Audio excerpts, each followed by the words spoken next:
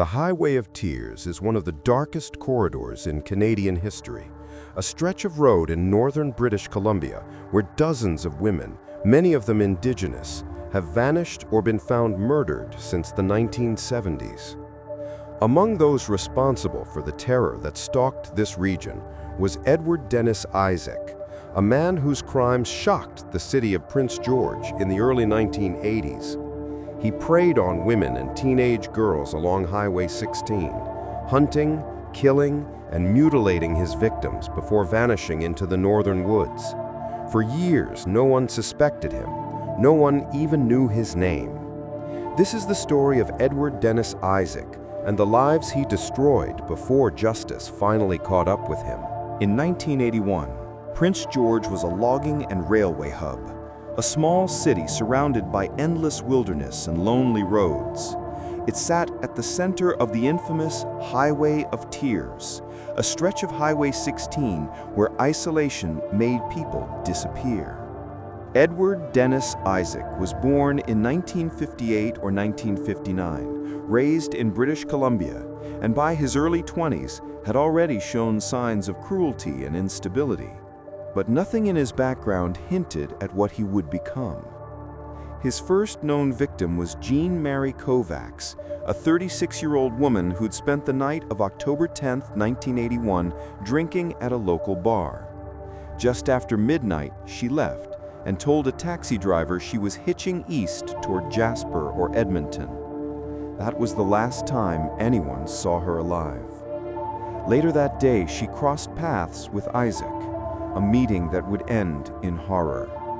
He shot her 4 times with a .22 caliber firearm, mutilated her body with a knife, and dumped her remains in a water-filled ditch near Purdon Lake, about 40 kilometers from Prince George. Her body was discovered by a man gathering firewood the next day. The investigation was massive. 12,000 people were questioned, 1,000 formally interviewed, 300 named suspects, but there was no trace of Isaac. For now, the killer had vanished back into the northern shadows. Only a month later, he struck again. On November 14, 1981, Roswitha Fuchsbichler, a 13-year-old girl from Prince George, left a house party around midnight. She was supposed to meet an older man at a gas station, but ended up hitchhiking when he didn't show. Edward Isaac picked her up. In his later confession, he said he strangled her, then stabbed her in the heart to see what it felt like. He then dumped her body behind the Hart Highway, north of the city. Her disappearance was reported that same day, and a week later, 2 joggers found her remains. Police saw the pattern immediately. 2 women, both attacked near highways, both from Prince George. But without DNA technology or witnesses, investigators could only guess. Isaac, meanwhile, blended back into everyday life, drinking, working odd jobs, and quietly feeding the dark impulses that would drive him to kill again. By August of 1982, his final victim crossed his path, 15-year-old Nina Marie Joseph, a young worker from Prince George. They met late at night, but when Nina refused one of his demands, Isaac snapped.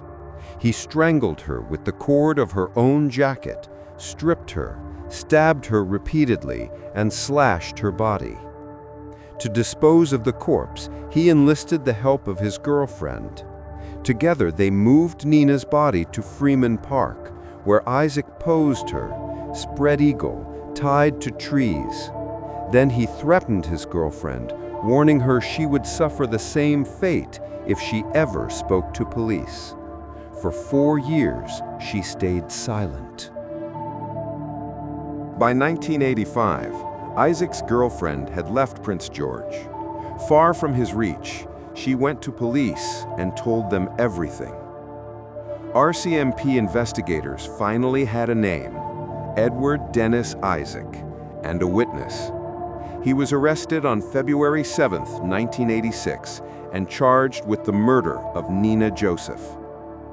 Under questioning, Isaac confessed, first to Joseph's killing, then to Roswitha Fuchsbichler's, and finally to Mary Kovacs. His cold, matter-of-fact statements shocked even veteran detectives. He showed no emotion, no remorse, only curiosity about how long his sentence would be. In 1986, he pleaded guilty to Joseph's murder. In 1987, after psychiatric evaluation, he pleaded guilty to manslaughter for Fuchsbichler's killing. Finally, he confessed to the murder of Mary Kovacs, admitting that he and his brother, Jim Isaac, had raped, shot, and mutilated her body before leaving it near Purdon Lake. Jim could not be charged. He had been murdered himself several years earlier. Isaac pleaded guilty to second-degree murder for Kovacs' death. Edward Dennis Isaac was sentenced to 3 life terms with the possibility of parole after 15 years. As of 1989, he was serving time at Kent Maximum Security Prison in British Columbia. He remains one of 3 known serial killers connected to the Highway of Tears, alongside Brian Peter Arp and Cody Ledgerbekoff, all men who turned the isolated roads of northern BC into hunting grounds. For decades, Isaac's crimes were overshadowed by the growing list of missing and murdered Indigenous women along the same corridor. The Highway of Tears became a national symbol of neglect, of women disappearing while systems failed to protect them. The stories of Mary Kovacs, Roswitha Fuchsbichler, and Nina Marie Joseph deserve to be remembered not just as victims of a serial killer, but as part of the larger tragedy that unfolded along that haunted highway. On that stretch of asphalt cutting through forests and fog, the echoes of lost voices still ride the wind. And somewhere, beyond the lights of Prince George, the ghosts of those who never made it home still linger.